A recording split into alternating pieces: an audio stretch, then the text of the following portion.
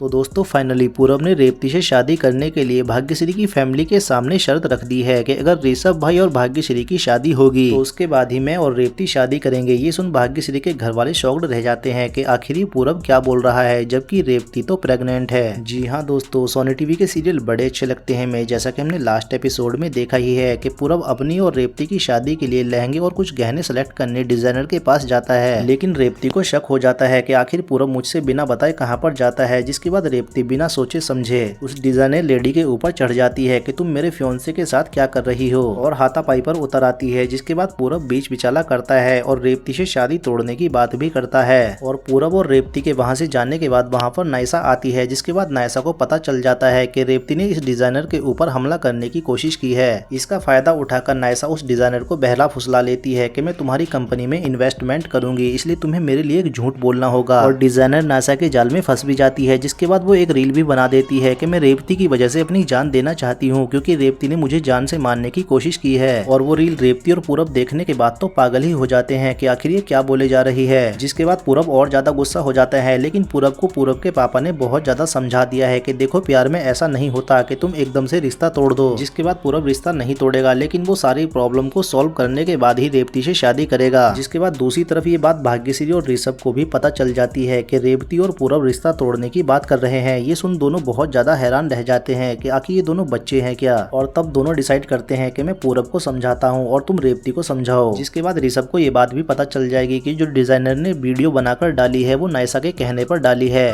और ऋषभ पूरब को भी समझा लेगा कि तुम्हें रेवती से शादी करनी ही होगी। तब पूरब ऋषभ से कह देता है कि अगर मुझे शादी करनी होगी तो तुम्हें मुझसे पहले शादी करनी होगी अपने प्यार से। तब जाकर दोनों के परिवार आमने सामने आते हैं और भाग्यश्री के अप्पा पूरब से कहते हैं कि तुम ऐसे इनकार नहीं कर सकते रेवती से शादी करने के लिए। तब पूरब कह देता है कि मैं रेवती से शादी करने के लिए तैयार हूँ, लेकिन मेरे भाई ने इतना बड़ा गुनाह तो नहीं किया था कि उसे अब तक सजा मिल रही है, इसलिए पहले भाग्यश्री और मेरे भाई की शादी होनी होगी, तभी मैं रेवती से शादी कर पाऊंगा। जिसके बाद भाग्यश्री के अप्पा भाग्यश्री से पूछते हैं कि क्या तुम इस आदमी पे अब भी उतना भरोसा कर सकती हो कि तुम इससे शादी कर सको। जिसके बाद देखना तो ये होगा आखिर भाग्यश्री क्या कहने वाली है, क्योंकि ऑडियंस को तो लगता है कि भाग्यश्री हाँ ही बोलेगी कि मैं ऋषभ पर अब भी उतना ही भरोसा करती हूँ जितना पहले करती थी, भले ही इसने मेरे साथ कुछ भी किया हो, लेकिन इसने मेरा कभी गलत नहीं सोचा है। लेकिन आपको क्या लगता है भाग्यश्री क्या बोलने वाली है? अपनी राय कमेंट में जरूर बताएं।